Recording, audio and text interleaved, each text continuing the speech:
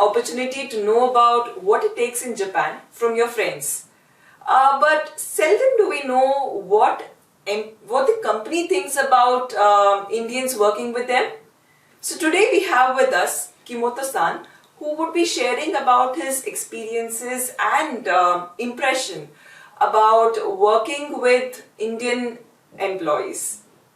So Kimoto-san, to begin with, could you please briefly introduce about your company?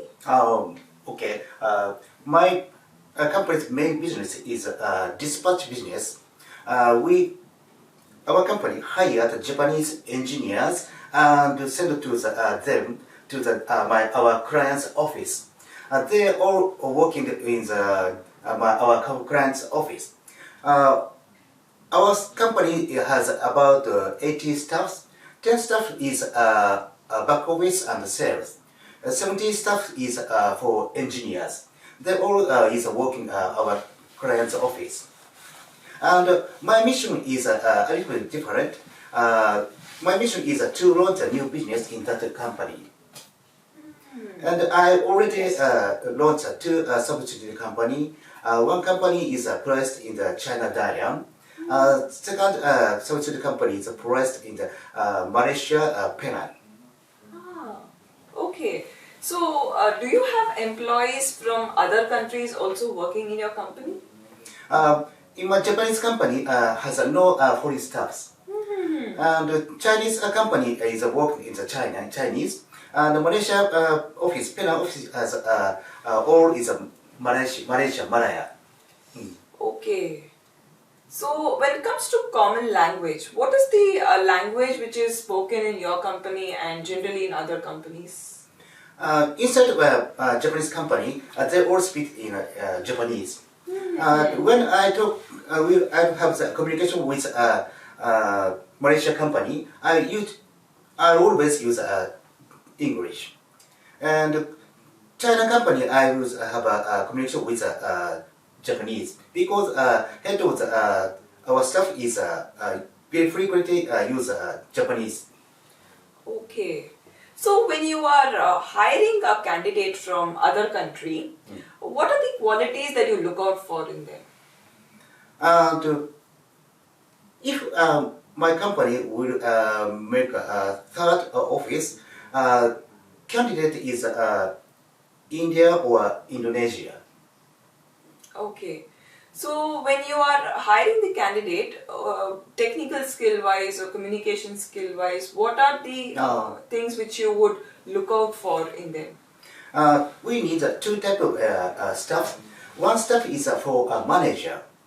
He should speak Japanese because he should press our company's clients, Japanese clients. But the other engineers, we don't need they speak Japanese. Only English is okay.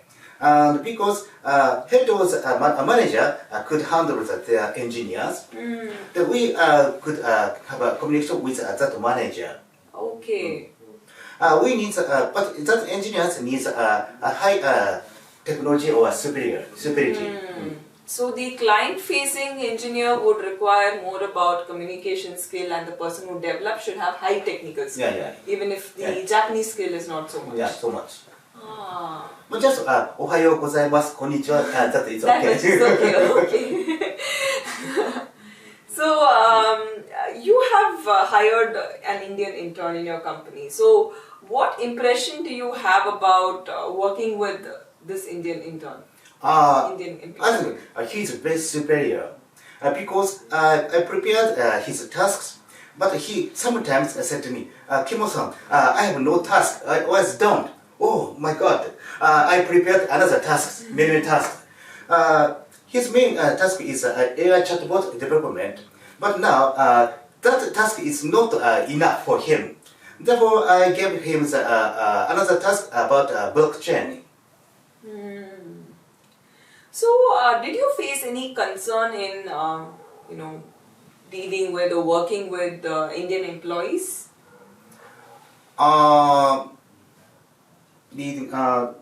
me see. I think sometimes with the communications. And I think sometimes we have dinner with him. At that occasion, many usually Indian don't have beef.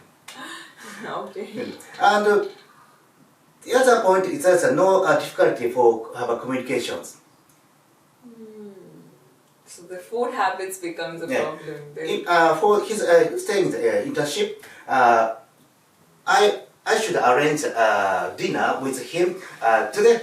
These stuffs. Next week these stuff, and we have a dinner and make a good communication. Okay. So when it comes to adaptability of Indians to a Japanese work culture, how flexible are they to adapt to this kind of an work environment wise and talking with colleagues? How do you think is their adaptability skill? I think now we have good to Google. If he has something to survey, he first surveys Google, and he make a good big picture about something. Therefore, nowadays there's not so big issues for have communication.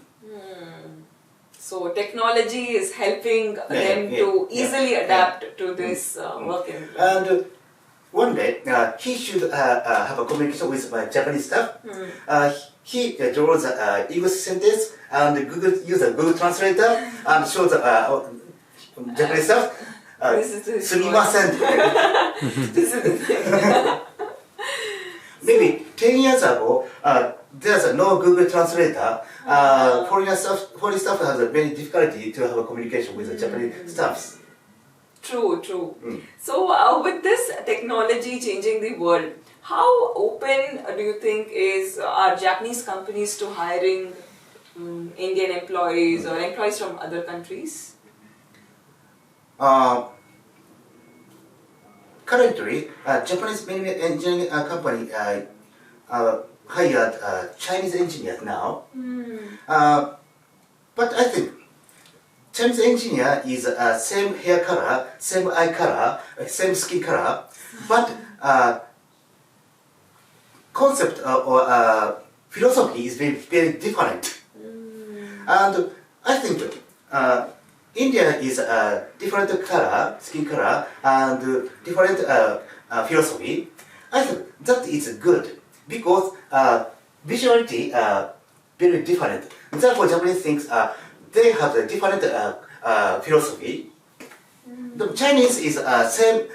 If Japanese sees Chinese, I think his concept philosophy is the same as Japanese. That's an issue.